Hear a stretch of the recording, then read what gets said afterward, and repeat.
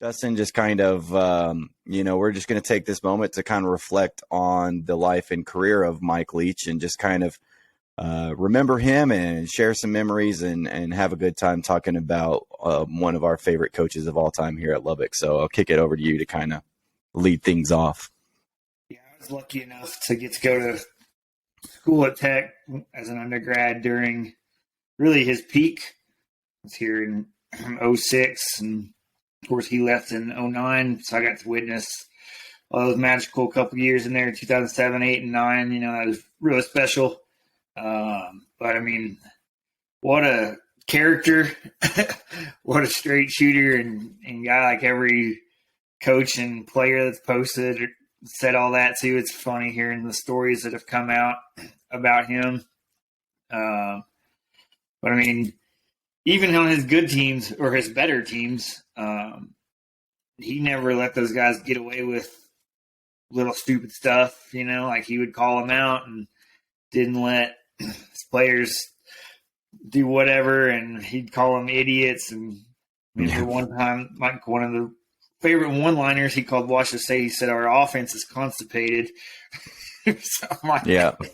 But like just staying on the Tech side of things, he was at Tech for 10 seasons, looks like. I'm looking at his record here. Never had a losing record.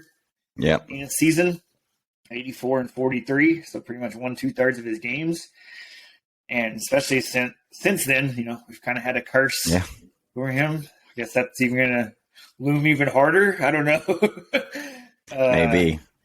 But there's been kind of a curse. We've had lots of losing seasons since then. He never had one. He was ranked in half of those seasons also. So, he put Texas Tech football, like, especially in this new modern era, on the map, I feel like. And, of course, you can't say his name without mentioning the air raid offense. And you can't even say Texas Tech without mentioning air raid. Any coach that's even associated with him that we've had before that has some inkling of it, they just automatically throw air raid on it. And it's honestly a compliment to what he did for the sport as an offensive genius. That's the way to put it. He was well ahead of his time in this air raid passing offense when everybody else was still smash mouth type football. He was like, you know what? I'm going to take all these little 2 and 3 star white kids out of Texas because I can't get 4 and 5 stars, and just spread them out and get the biggest linemen I can find. I don't care if they can block. We'll teach them. And have a guy like Graham Harrell just throw the ball everywhere, and Cliff and Sonny Cumbie. Like, he did great things for that. So I'll end my rant there. We'll circle back to some things, I'm sure. Yeah, I tweeted it out from the account, but Mike Leach is truly one of one. And you can say that about, you can't really say that about anybody in coaching, because in the coaching profession, it's such like a bottled up career, right? Where everybody is coach speak and straight down the path and doesn't dare to be different. And he was just unapologetically himself all the way throughout his whole career. The way he went about his route to becoming a head coach, just all of it is unconventional, but that's what made him so special. His ability to just go down a rabbit hole in any conversation. The story that Lincoln Riley dropped today, today or yesterday, where he was on the phone with somebody for an hour, and then he asks him, "Who was that?" And he was like, "Oh, wrong. He had the wrong number." And that's just kind of the guy. It's just like all these stories that you're seeing, and like it's sad, but it's really like lifts your spirits just to see so many people posting random videos, random stories of the person that he was. And, we were lucky enough to have him here in Lubbock. I can pretty much credit a lot of my Texas Tech fandom to growing up watching Mike Leach football teams, because, the 2000 years were when I was like really growing up and starting to understand sports and understanding football. And my family, we were at the Jones every Saturday. We traveled across Big 12 country to go watch his teams play because they were exciting and they were fun. And like you said, we've been struggling ever since he left just to feel that again, that ability. Hey, any game didn't matter if it was Oklahoma, Texas, whoever we were playing. we had a chance with Leach. Didn't matter if we were down 38-7.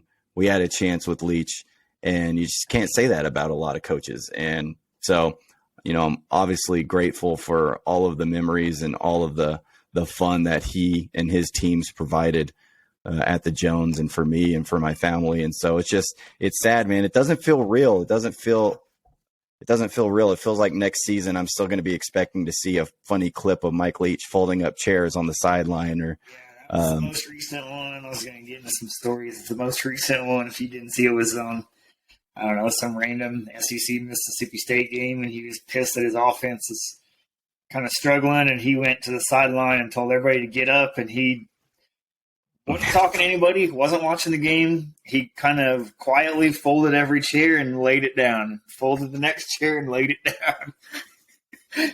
It was hilarious. It's like the most Mike Leach things, and every time, and there's just no coach like that. There never will be again to have a coach like that, especially at that level. And so, we're all hurting with his loss.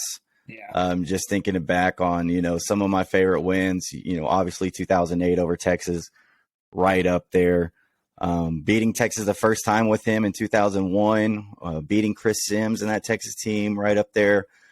Dustin, you have any favorite games that specifically, maybe some random ones that really stick out to you that you've been thinking of?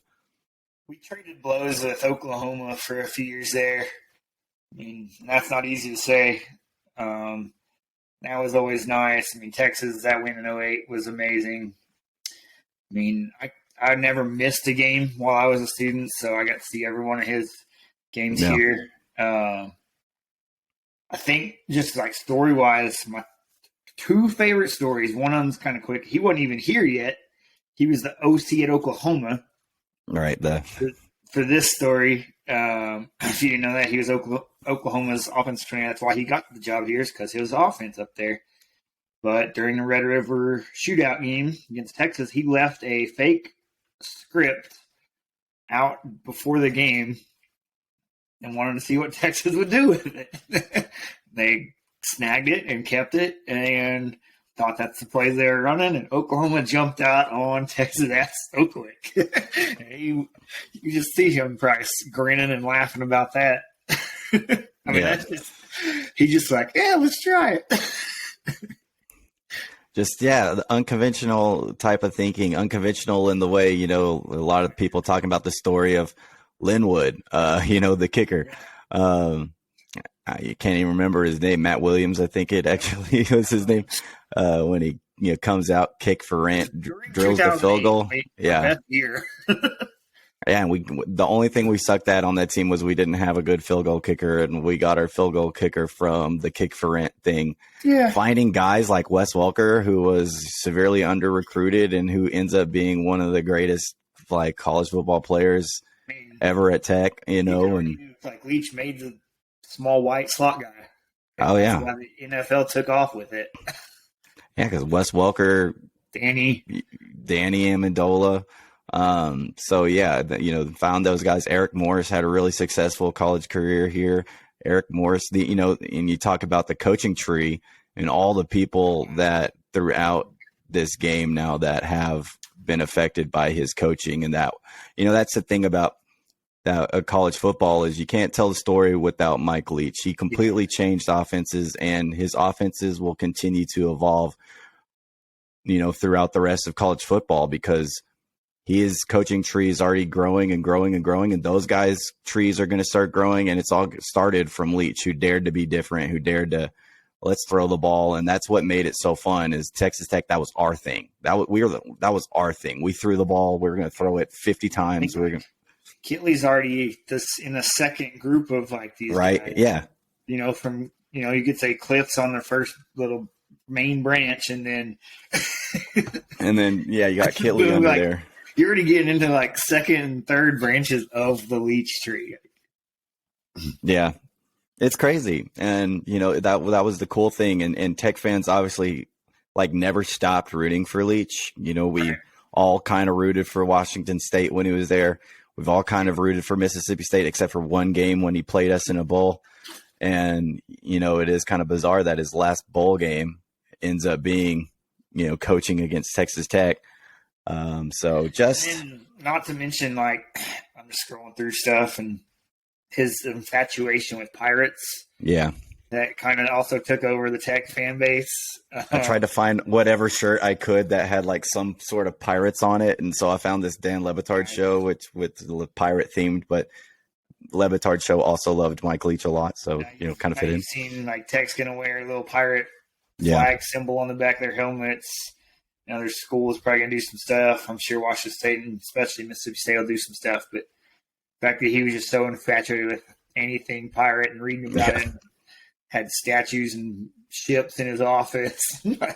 Had our band playing Pirates of the Caribbean theme music during halftime. People showing up in pirate outfits and bringing flags. Yeah. And stuff. Yeah, and then of course, Swing Your Sword, the book that he wrote, and then the famous speech he gives on Friday Night Lights and his little cameo there. Yeah, my mom, she was asking like, "What's that stuff you mean?" and whatnot. And I was like, "Well." So, yeah, his crazy dude, genius dude. Man, yeah, it's kind of still surreal, like you said. Yeah, it won't set in for a while. It's one of those things that takes a minute. It's not like I knew him personally, but it's a guy who had a big effect on your life through those coaching moments and coaching those games and providing those moments for me, my family, friends, and all of that stuff. So, yeah, it was terrible news to hear. We obviously feel and are praying for his family, his loved ones, and all of those that, knew Leach and his friends and former players. And of course, Mississippi State, that university, as they go through this. And their bowl game, I think, is actually in Tampa Bay and at the stadium with the pirate ship, which is kind of cool, which they were like, somebody said Mike Leach would be so pissed if we weren't playing in our bowl game because we're actually playing at a stadium with an actual pirate ship. So, there's one famous clip of some reporter asking him about his obituary. He goes, "I don't know. That's not my problem. I'll be dead." Yeah, That's whoever's writing his problem. So.